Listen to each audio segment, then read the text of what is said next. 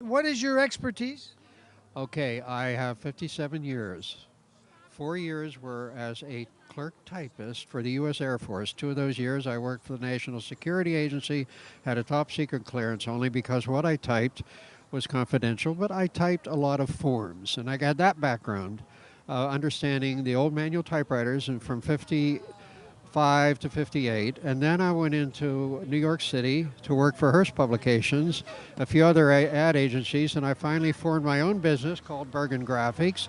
I finally wound up selling typography and graphics for people like Montgomery Ward, Hearst Publishing. I did all those blue books that they put in the garages for some time, repair manuals, difficult things to do. I'm very experienced, very knowledgeable photo typographer. And you work for the NSA, Well, National Security Agency. When I was in the Air Force, I was assigned there. I guess you wouldn't call it working for. Oh, you were assigned to it. I was an airman, You're an airman working for the NSA. National Security Agency in Fort Meade, Maryland. And this Judge English wouldn't even let you take the stand and give your qualifications.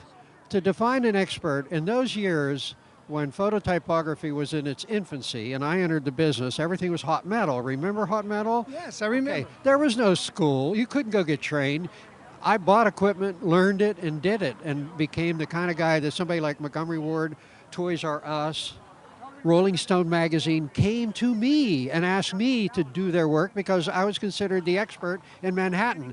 Business declared me an expert. I don't need a judge to tell me I'm an expert. When I saw that birth certificate, I said, this is a forgery, fraudulent. I know typesetting, I know computer graphics since the inception of Macintosh. The beginning of computer graphics, 1986, I was there. Bought a little Mac Plus, then I bought the bigger Mac. I'm working with Mac ever since.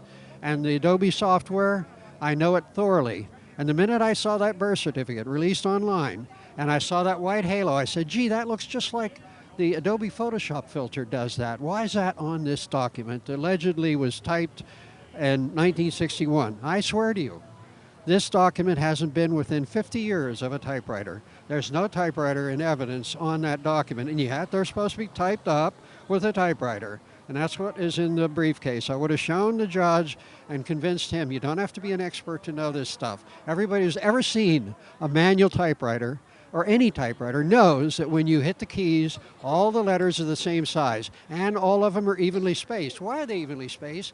Probably people have noticed. When you hit one key, then the carriage moves 6 points to the left for the next letter. Because the carriage consistently moves, that would prove that if you type a lowercase a and a lowercase n, and you happen to have 5 examples of that on the same document, like Obama's birth certificate, all the distances are supposed to be exactly equal. That would show you that they are not exactly equal. In fact, they're all different. That's proof of forgery. That means what? That the forger didn't have a typewriter in 2011 when she made this document up.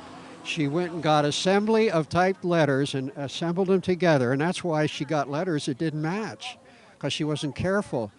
Do you know when you type on a typewriter, in the old days it was a common appearance, those long arms, they get bent a little bit, because two keys hit at the same time, and then when you pull them apart, you bent one. That's right. It's bent, it stays bent. On Obama's birth certificate, we have examples of cap H's that are perfectly straight, so it's easy to see, and we have a bent cap H on the same document. This means that the bent letter typed bent sometimes, and other times it typed straight. Impossible.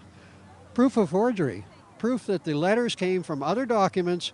Some of them were bent, the same letter. Some of them were straight. It's right there for the naked eye. And that judge could have seen it across the courtroom. And he might have struck him that there's something she's saying that tends to be truthful, but I can't address that.